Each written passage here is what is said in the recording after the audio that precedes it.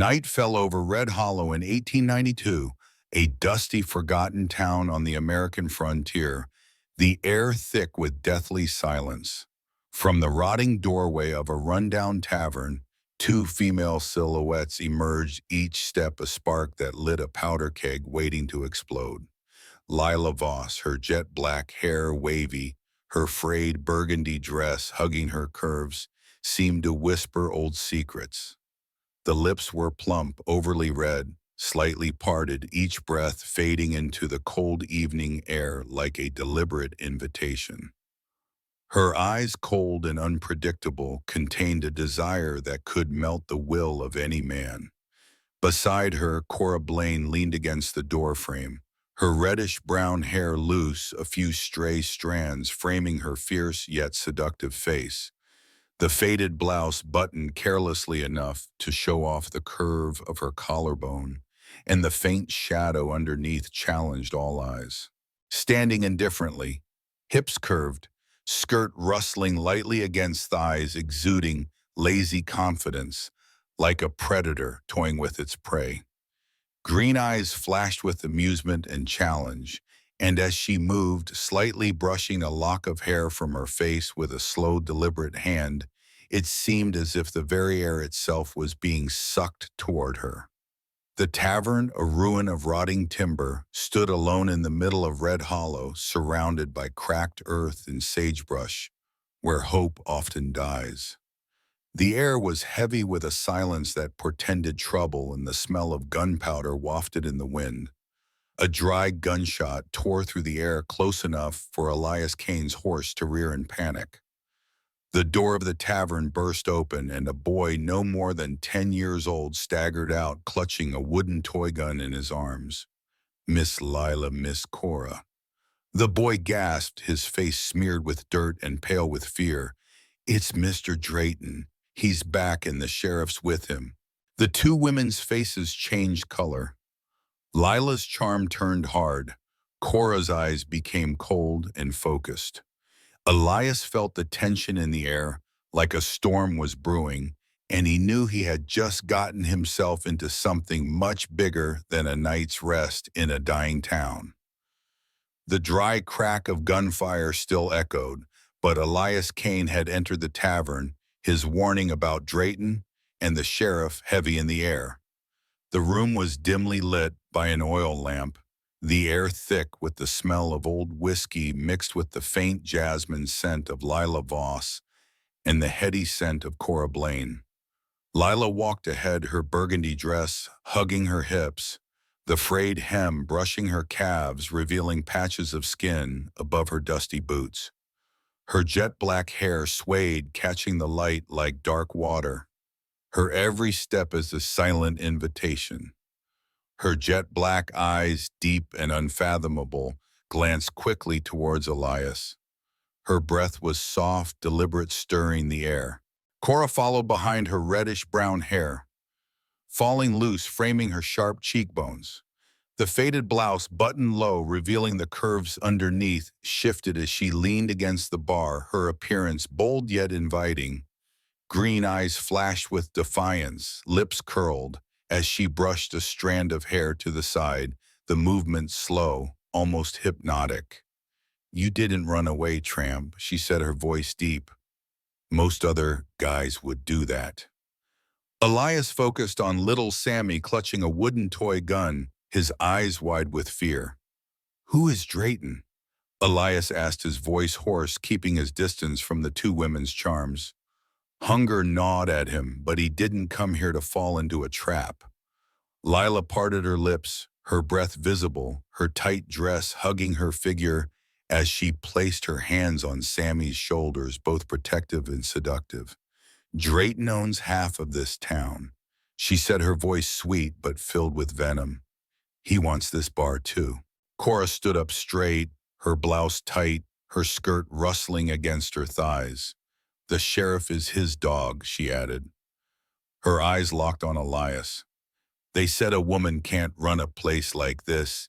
It needs a man's name to make it legit." A feeling of unease rose within Elias. He had lost everything to farm his family to men like Drayton, but he wasn't a savior. "I just need a meal," he said, stepping back as Lila's jasmine scent enveloped him. "You are not just a wanderer," Lila whispered, her eyes holding his. "We need a shield, Elias. For us, for Sammy, for my little Ellie." Before Elias could reply, there was a sound of galloping hooves outside.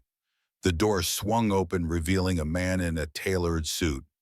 Drayton, his greedy eyes scanning Lila's curves and Cora's defiant figure. The sheriff loomed behind him, his hand on his pistol, and Elias felt trouble brewing like a storm. Drayton's smirk tore through the misty tavern, his eyes lingering on Lila Voss's burgundy dress, the fabric hugging her curves, the hem torn suggestively above her boots.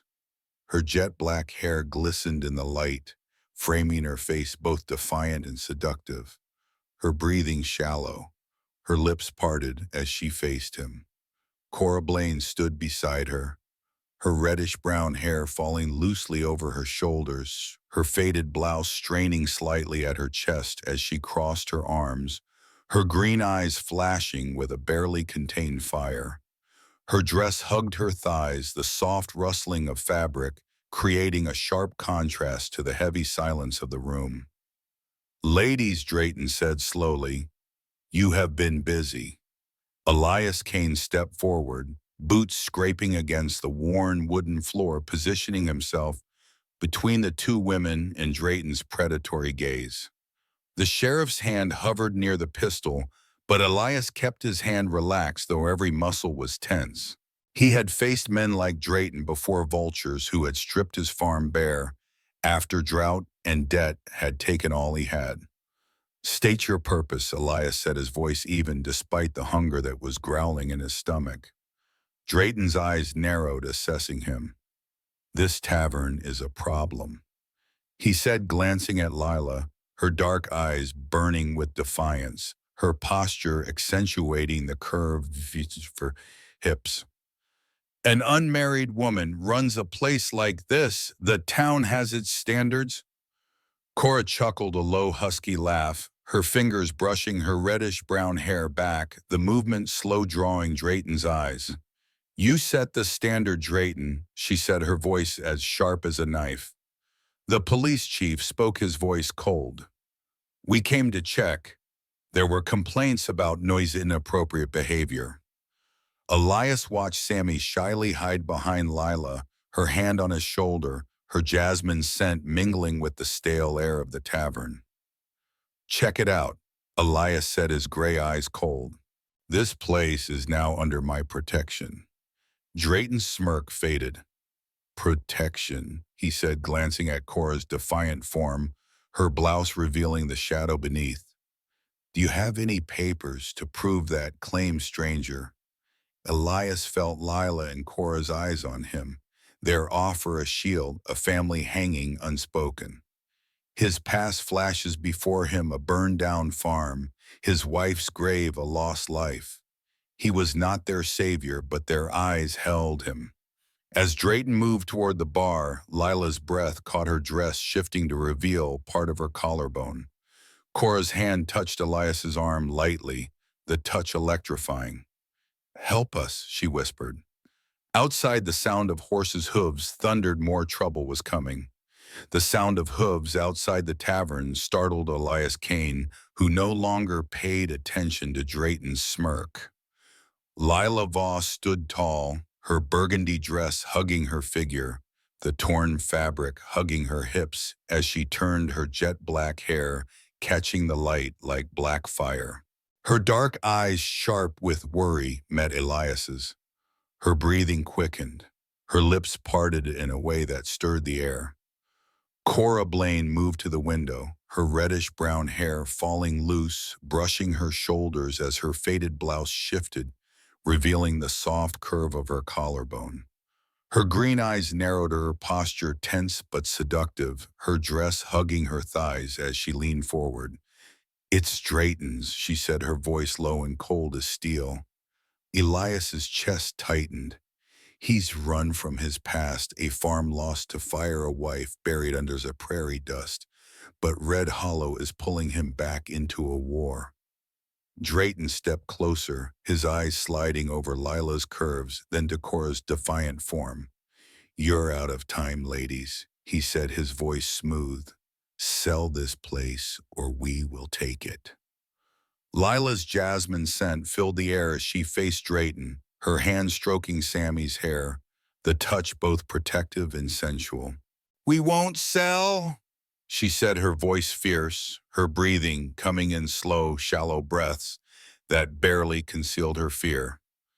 Cora's laugh was sharp, her fingers running along the bar, her blouse straining as she leaned forward, green eyes locked on Elias. "You heard her," she said, her voice a warm challenge. "We need you, Elias. I want to leave. 3 pennies, a starving horse. You are no hero." But Sammy's wide eyes, Lila's pleading gaze, and Cora's electric presence held him back. He had failed before, seen things burn. "Can you stand by while these women lose their homes?" "I will stay," he said, his words heavy. "But there are no surprises. You have to tell me everything now." Lila nodded, her dress shifting to reveal part of her ankle, her dark eyes softening. "We need a man to keep this tavern," she said, her voice a soft whisper. "A family for Sammy and Ellie." Cora's hand lightly touched his, creating a spark. "You will have a home," she added, "and a purpose." Elias felt the weight of hope from them, his resolve wavering. But the tavern door creaked and heavy footsteps announced more of Drayton's men, their silhouettes looming. Elias stood up straighter, ready to face the storm. The tavern door creaked as 3 of Drayton's men burst in, boots thumping loudly on the worn wooden floor. Lila Voss stood straight, her burgundy dress hugging her curves, her jet black hair glistening in the light, her dark eyes fierce, her lips parted with rapid breathing. Cora Blaine stood beside her, her auburn hair loose, her faded blouse pulled tight, her green eyes burning her skirt, hugging her hips as she moved. "Sammy, back up." Cora said, her voice sharp but warm, urging the boy behind her. Elias stepped forward, shielding Lila and Cora from the men's lustful gazes. His gray eyes were cold, his body tense despite his hunger. Drayton, neat in his tailored suit, smirked, his eyes sliding from Lila's figure to Cora's defiant form. "A bold move, stranger," he said. "This is not your fight." The sheriff's hand hovered near the pistol, and the men's scattered fingers twitching near the holsters. Elias's past burns in his mind. Burned farm wife's grave, the weight of failure. He had no gun, only 3 coins, but Lila's jasmine scent and Cora's fiery presence held him. "It's my fight now," he said, his voice flat. Lila moved closer, her breath warm, her eyes locked with his, her dress accentuating her figure. "You're not alone," she whispered, her hand lightly touching his arm. Cora's hand brushed against his sleeve, her green eyes fierce, her blouse revealing her curves. "We are together," she said, her voice a faint spark. Elias nodded, determined. He faced Drayton. "Get lost or deal with me." Drayton's laughter was cold, but his men hesitated, sensing Elias's hardness. "One day to sign over this tavern," Drayton said, his eyes lingering on Lila's lips, then Cora's hips, "or it burns down." As they withdrew, Lila's hand rested on Elias's shoulder, her breath a gentle invitation, while Cora's gaze held his, a silent vow. The wind howled outside, and Elias felt the storm approaching. Sammy clutched the toy gun, his eyes wide. "Will Uncle Cain stay?" he asked. Elias's heart ached. Memories of loss tore at his hopes. "I have failed before." But Lila and Cora's trust, their fight, stirred something he thought was dead. The walls of the tavern seemed to be closing and the oil lamps flickering, as Elias realized that protecting this makeshift family would require more than he had ever given. The sound of hooves echoed again closer now, and he knew Drayton's threat was not empty talk. Dawn breaks over Red Hollow, painting the sky in fiery hues. Elias Kane stood outside the tavern, his boots firmly planted, facing Drayton and six armed men. Lila Voss appeared, her burgundy dress hugging her figure, her jet-black hair catching the light, her dark eyes both fierce and warm. Her breath was soft, her lips parted, a silent support for Elias. Cora Blaine followed, her auburn hair loose, her blouse tight, her green eyes sharp, her skirt hugging her hips as she stood next to him. "We will not give up," Cora said, her voice a faint spark. Drayton's men scattered, rifles flashing. "Last chance," Drayton smirked, his eyes sliding from Lila's curves to Cora's form. "Elias is past the lost farm, his wife gone surges, but he is no longer that broken man. This tavern will stay," he said, his voice like iron, stepping forward. The sheriff's hand twitched, but Elias's gray eyes remained steady, his presence like a wall. Lila moved closer, her jasmine scent sharp, her hand brushing his arm. "For Sammy," she whispered, her breath warm. Cora's fingers touched his, her green eyes locked. "For your Ellie," she added, her voice fierce. Their trust gave him strength, stronger than any gun he had sold long ago. "You are outnumbered," Drayton said, but his voice shook as the townspeople gathered, drawn to the confrontation.